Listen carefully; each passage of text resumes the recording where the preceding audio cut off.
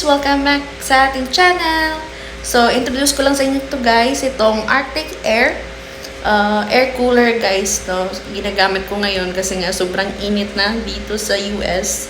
Summer dito guys na sobrang init, tsaka ang haba ng araw guys, no? Kasi ewan ko, yun yung weather nila dito guys. Actually, pag summer dito, mahaba yung araw. So, yung introduction na video ko guys, kanina nasa labas ako. Anong oras? Alam nyo, mga 7:15 ng gabi. At yun, parang alas 3 ng hapon sa Pinas. No? So, pakilala ko lang sa inyo to guys kasi baka makahanap kayo ng ganito na makatipid kayo imbes na gagamit kayo ng air condition talaga sa bahay. But kasi pag gagamit naman tayo ng air condition, sobrang taas ng kuryente, no? So pakita ko sa inyo guys kung paano siya gamitin. So okay guys, ganito lang ginagawa ko guys, no? So eto, tingnan mo, ito yung filter. Yan, i-assume ko na naka-freeze ito, no? So, ilagay natin siya dyan. Ayan. Tapos, lagyan natin ng tubig kung saan yung max. Ayan. Ayan. Buhos mo na siya dahan-dahan. Ayan. Buhos natin. Unti-unti.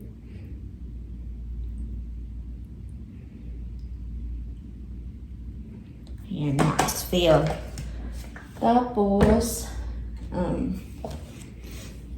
close natin yan dyan. Ito yung itsura niya malapitan, guys. Yan.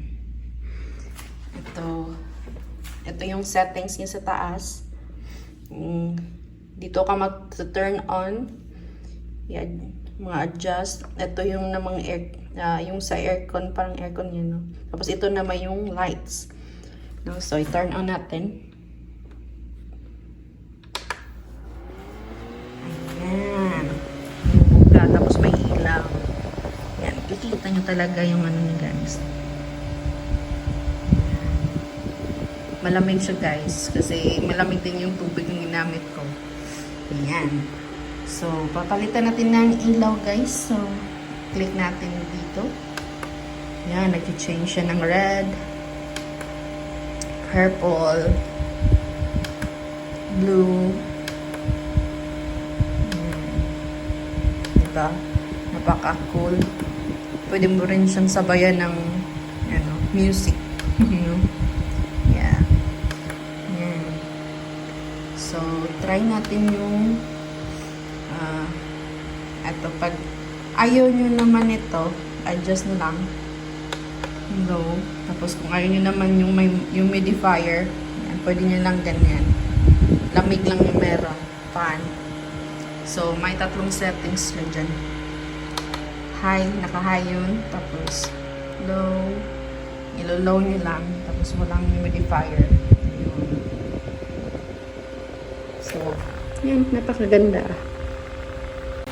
So, ayun guys. Kita nyo. Ginamitan ko siya ng humidifier. Pwede ko naman siyang hinaan. Or off.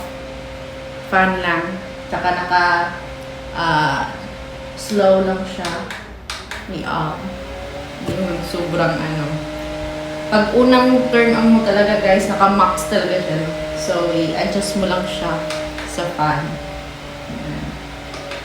Tapos, pwede mo siyang off yung humidifier. Ganun. So, it's super cool. I really love it. See? Ayan. Ito, napaka-content naman gamitin siya guys, no? So, wag nyo lang i-expect na parehong lamig sa yung nag-air condition ka ng buong kwarto guys. Hindi po ganun guys, no? So, ito, compact lang talaga siya sa small spaces. Tsaka, need lang talaga siya itutok sa'yo, no?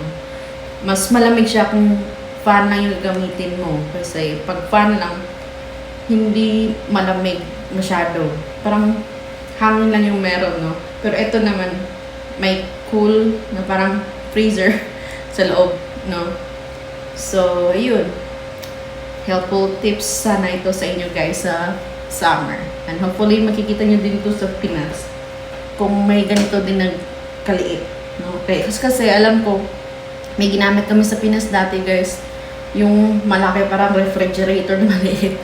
Tapos sobrang ingay, nilalagyan siya ng yelo tsaka tubig. So, hopefully makakita kayo ng ganito.